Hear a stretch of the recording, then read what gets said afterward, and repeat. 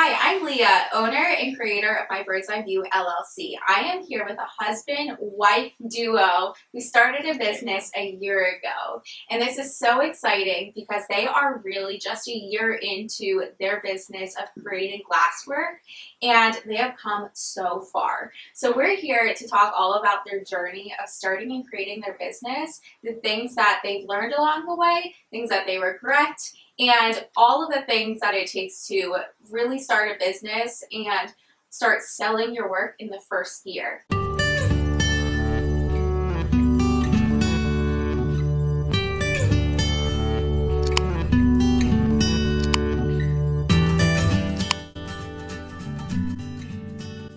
Well, I'm Judy, and this is Brian, and we are the owners of JB Glass Studio. We are a sole proprietor. Brian owns it, and I am his #1 employee. I'm employee of the month every month. You're an employee. I am. Now, we met at a show. Yes, we did. We were neighbors. We were neighbors. We were parked right next to each other, and we were hyping each other up throughout the show. And that was one of the most fun shows that I've done. That was fun. Now, do people like the idea of a husband-wife business? Is that something that you've had any feedback on from others, that thinking that it's really unique? Yeah, we have, but you know, you guys like each other enough to spend all this time together. Definitely. Yeah. I think it's the coolest thing. Do you enjoy spending this time creating together and working on this hobby together? In this? We never open the kiln without the other person there. Oh. And every time we put something in, we have each other check it, because sometimes you don't see it. You have to be very meticulous, which Brian has taught me to be more patient and meticulous and pay attention to detail. He's very detail oriented, where I just want to get it done. Mm-hmm. So together we complement each other in that respect. Yes. You know. So, but no, we do it. We can't actually create together because there's not a whole lot of room in the studio. Sure. We can bounce ideas off of each other. Yeah, we do that. Then we go to the glass store together, and we you know, this would make a beautiful this, or why don't we make this next? Yeah. And that's, you find the piece of glass, and then you find the project for it. Right. Because you find a beautiful piece of glass, and then you get your idea. Right. Or sometimes we'll look online and just, you know, browse through pictures of fused glass and get ideas from that too.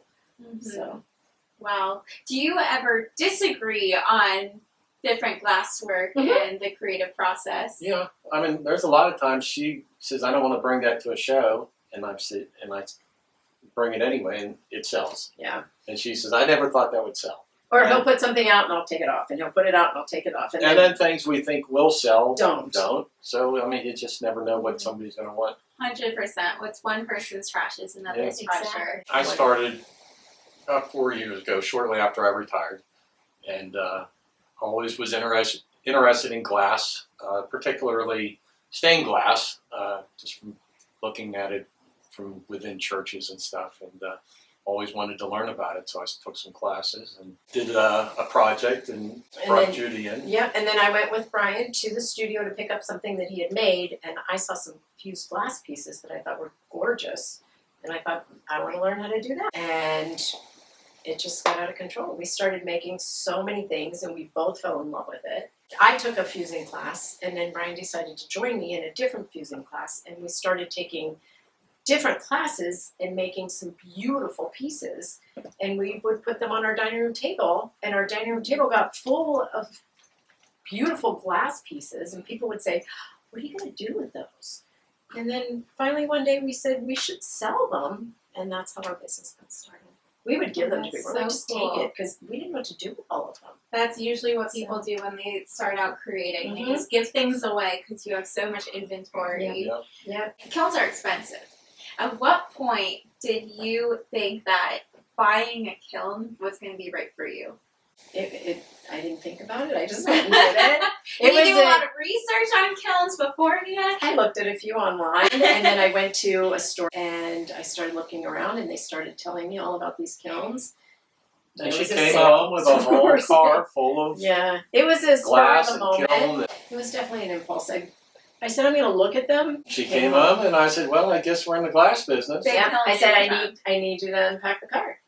So there was, but with the kiln came a box of supplies that comes with the kiln. But with that, I had to buy all the supplies I was used to from the studio where I took classes and glass, and yeah, I went a little crazy. But it turned into a business. It did. When you're starting to sell your work, there's a lot of costs that go into starting a business. Absolutely. So tell us about what that journey has been like for you and how you have wrapped your head around all of these costs in such a short period of time. She did most of it. It was a lot. We didn't realize how much we needed until we got started. And you just have to start. Don't wait until you're ready, because you're never going to be ready. We learned as we went. And when we started making things, we realized, well, now we need this and now we need this. So startup costs were a little bit higher than we expected. Yeah.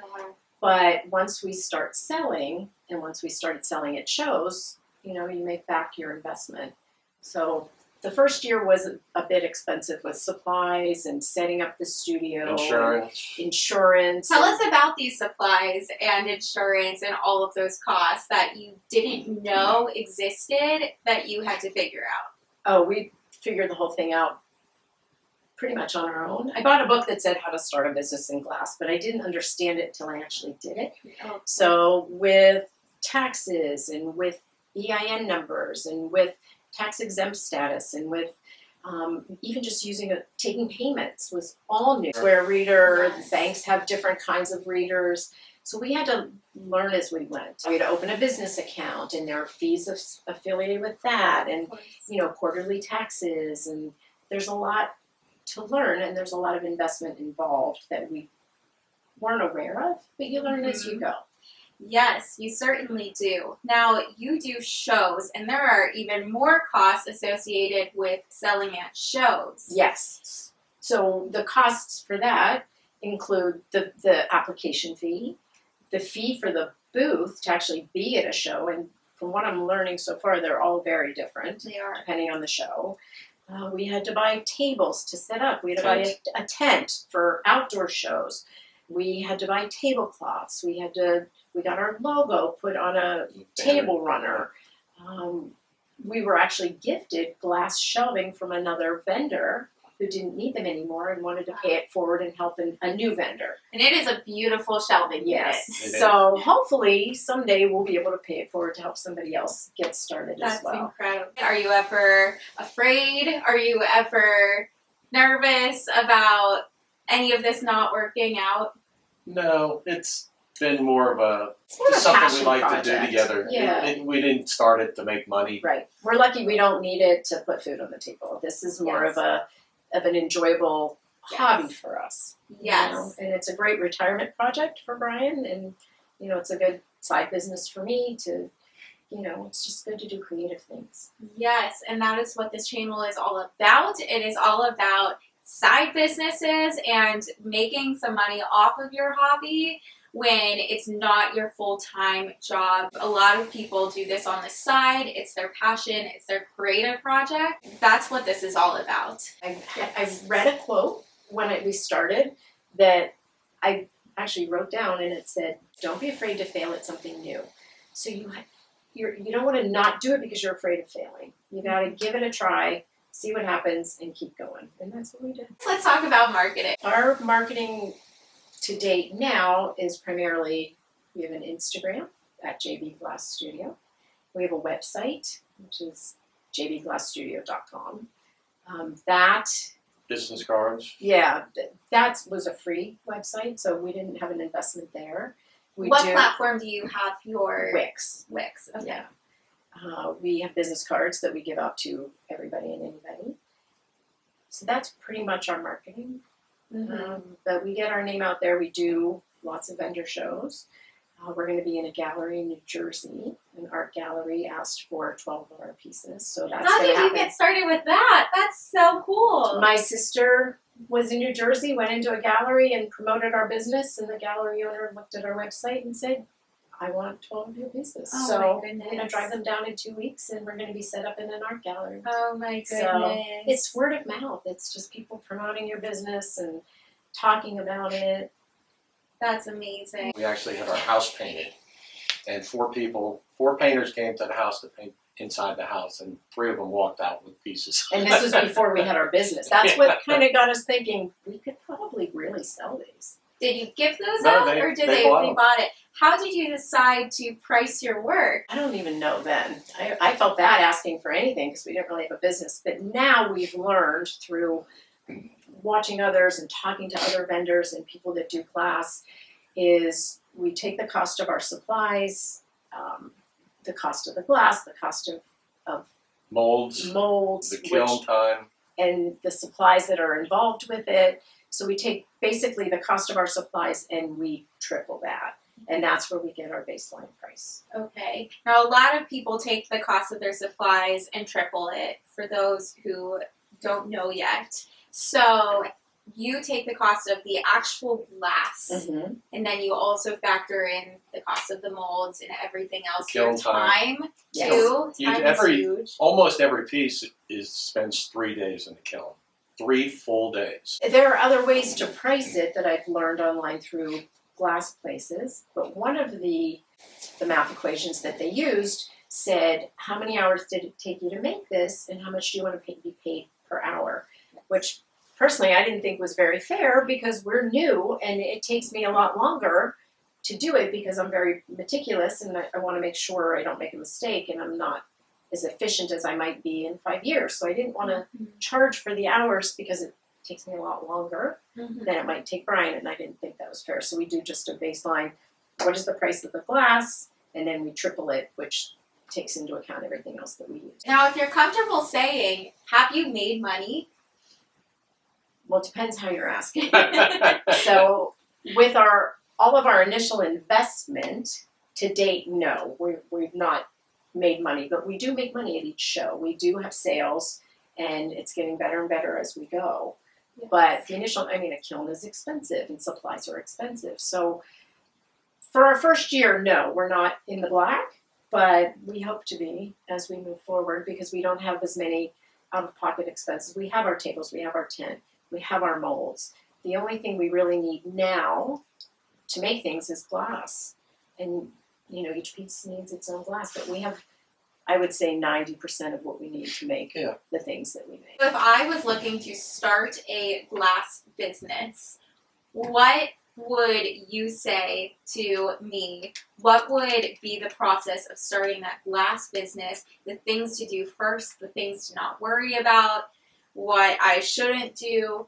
What kind of advice would you give to me to start that business with glass? You need to take classes to figure out See what you what it like. is you like. Yeah. Before you make an investment, make sure it's something that you And enjoy. you may get tired of it. You might Right. take some classes and say that was fun, but I don't know that I want to Right. spend a lot of time doing that.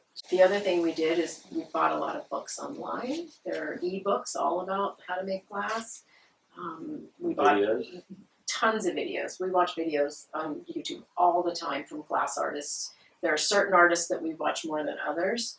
There's one glass artist that I watch all the time, and he just videos making things, and you learn from his mistakes. He's like, well, I didn't do this right. Let's see how we can fix it.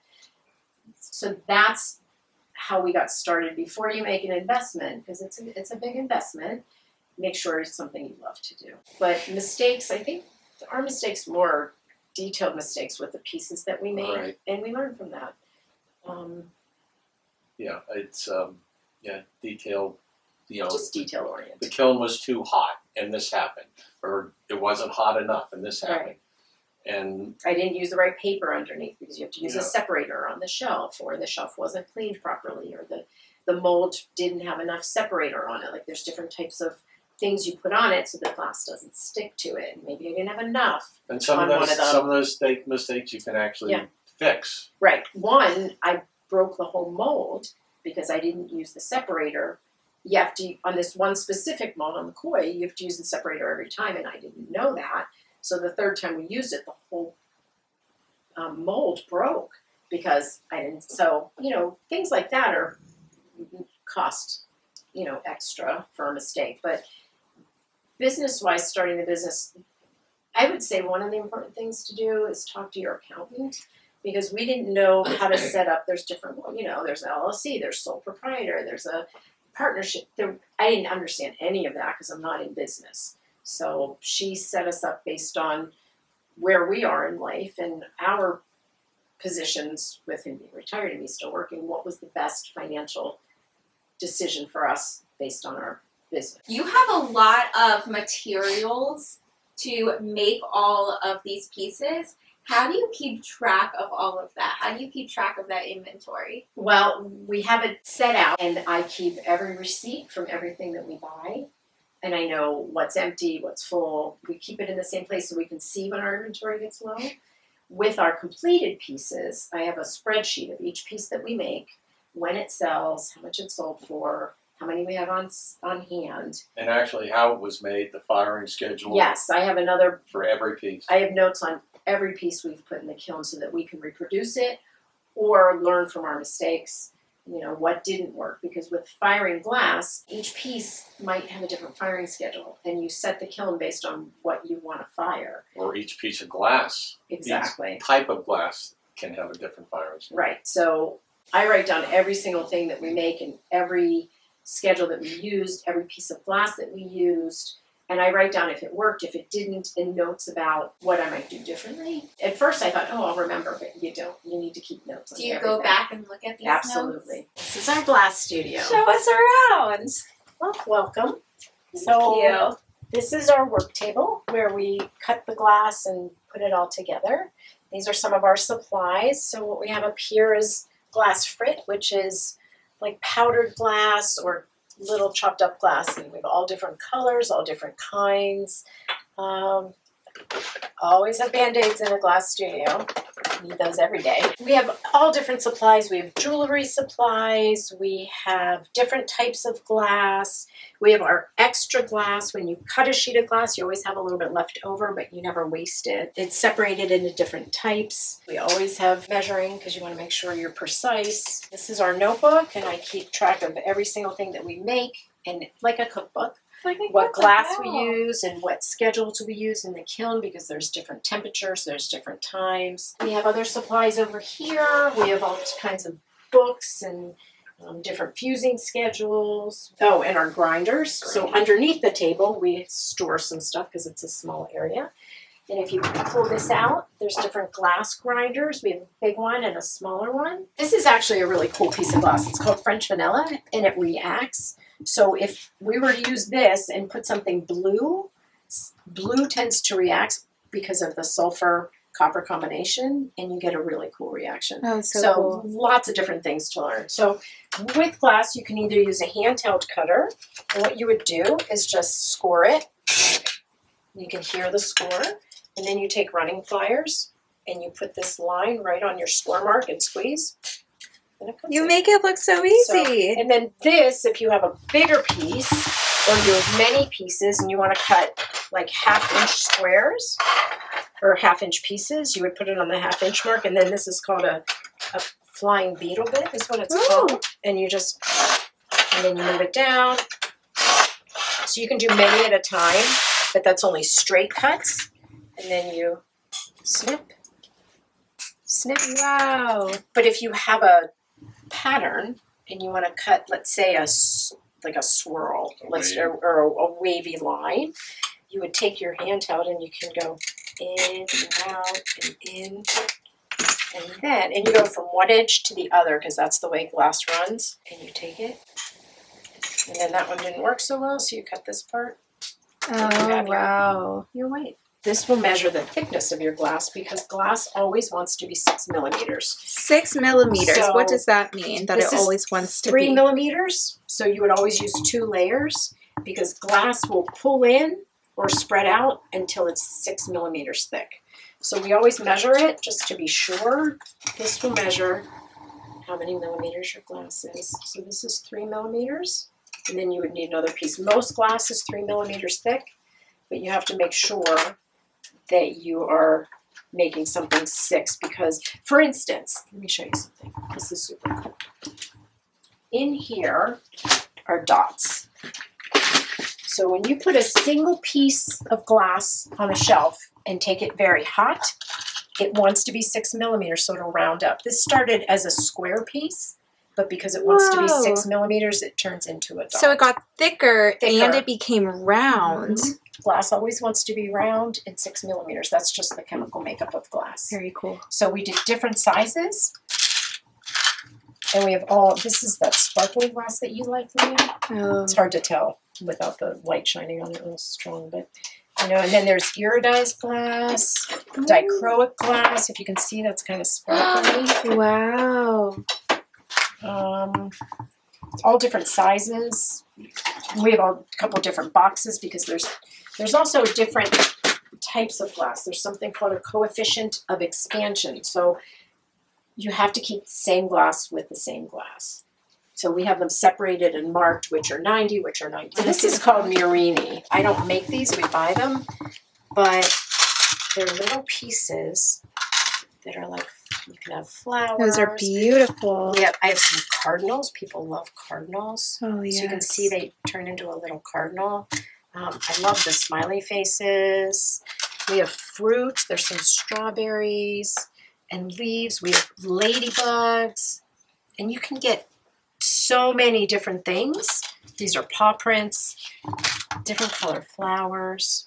Oh, it's so pretty. And then what we like to do is make them into a heart or a paw print or, so we have these hearts that I made with Murini. And you can see all the little pieces inside the hearts. These are so pretty. Thank you. This is a little glass bail. It's not fusible, so you glue it, but I could take that bail and glue it on the back and then put a chain in, and that could be a necklace. Oh, that's so cool. And we make earrings, and I can buy silver settings, then put a piece of glass in the middle. Oh, wow. So you make more than just these small little trinkets. Exactly. And right now you actually have some things in the kiln never seen before. We're going to open up this kiln. Right. So these pieces were fused flat. They were cut from sheets of glass, fused flat. That took 24 hours. Then we take them out, we clean them up, and then we put them on a mold. So this is a ceramic mold. It's called a slump. You put the glass on top of this, and then you heat it to a different temperature, and it takes on the form of the mold.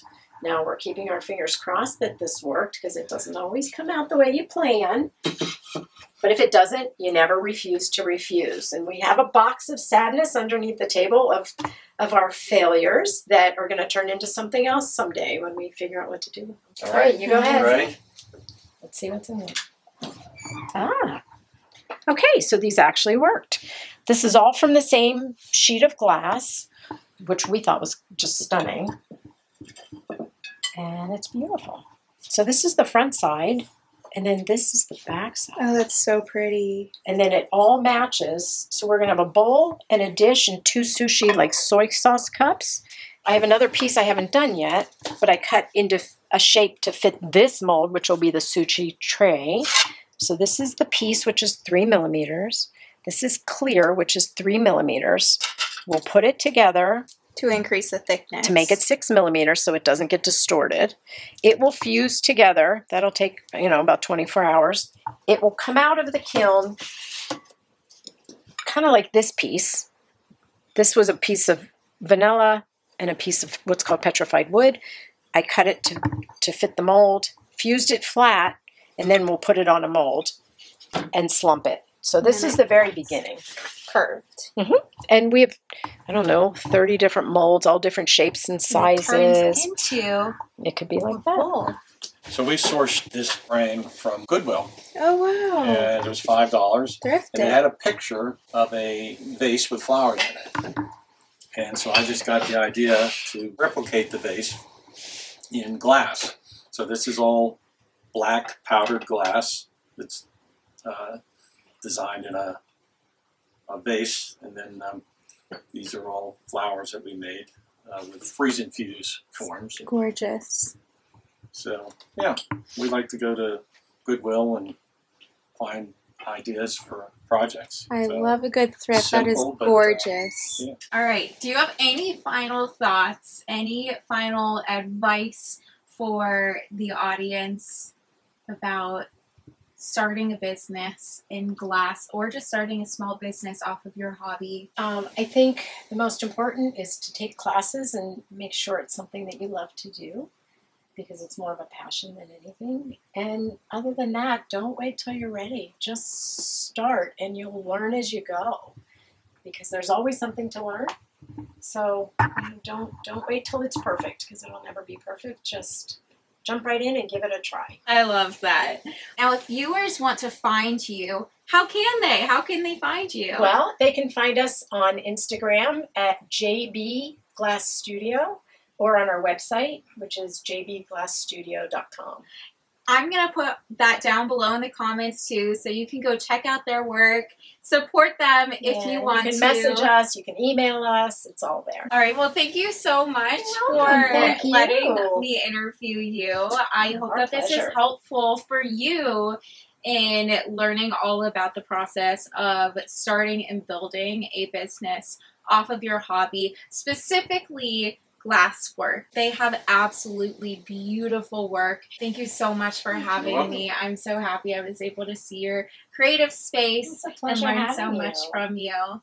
And I'm sure we'll see each other at shows. I hope so. All right. Now, if you like this video, please give it a big thumbs up below and subscribe to this channel to watch more. You can also comment any questions below and I can answer all of your questions.